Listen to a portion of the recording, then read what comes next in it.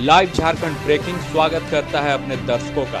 दिन भर की बड़ी खबरों के प्रायोजक हैं Punjab national bank, Lakshmi Vilas bank gold loan, Bloomdale, Udiya Bagan, ISM कुंदाग, NIPS school of hotel management और zero worries private limited.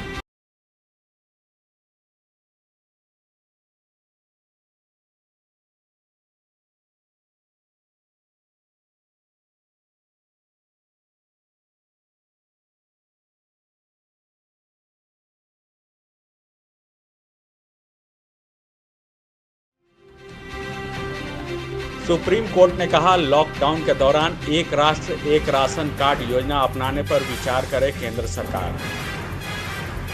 Corona संकट के काल में चीन के बाद भारत बन सकता है मैन्युफैक्चरिंग हब। भारत सरकार ने भूटान की स्वास्थ्य मंत्री को कोरोना से लड़ने के लिए हाइड्रोक्सी क्लोरोक्विन की टैबलेट के साथ अन्य आवश्यक सामग्री दी। केंद्रीय स्वास्थ्य मंत्री डॉक्टर हर्षवर्धन ने कहा, 31 मई से देश भर में कोरोना वायरस संक्रमितों की प्रतिदिन 1 लाख सैंपल की जांच होगी। केंद्रीय मंत्री रविशंकर प्रसाद ने सभी राज्यों के IT मंत्रियों के साथ वीडियो कॉन्फ्रेंसिंग के माध्यम से किया संवाद। पटना विश्वविद्यालय के बाहर कोटा से छात्रों को निकालने के लिए बिहार सरकार के खिलाफ प्रदर्शन कर रहे छात्रों को पुलिस ने हटाया। मुंबई पुलिस संकट में 112 पुलिसकर्मी पाए गए कोरोना पॉजिटिव, 3 की अब तक हो चुकी है मृत्यु।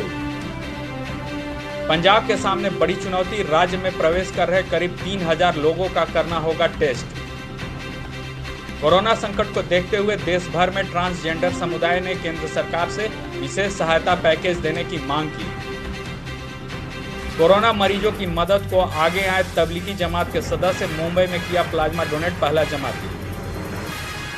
कांग्रेस का आरोप, रिजर्व बैंक ने 68,607 करोड़ का बैड लोन किया माफ।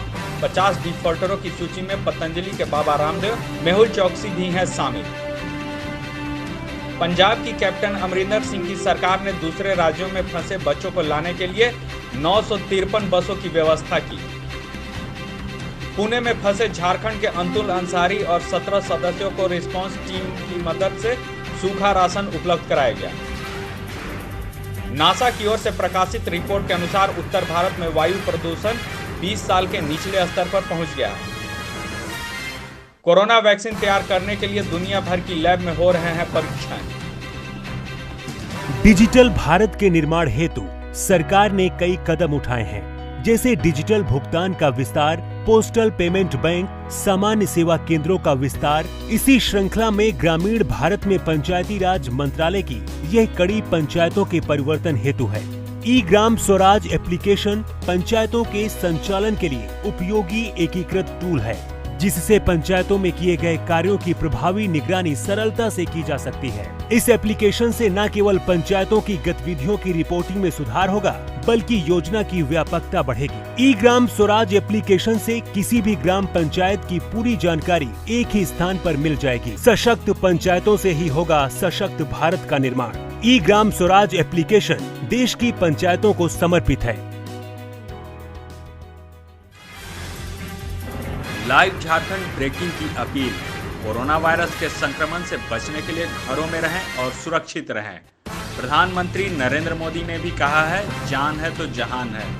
हम भी आपसे यही आग्रह करते हैं कि लॉकडाउन के दौरान घरों में रहें और सुरक्षित रहें। खुद का ख्याल रखें और दूसरों का भी ख्याल रखें। जनहित में जारी।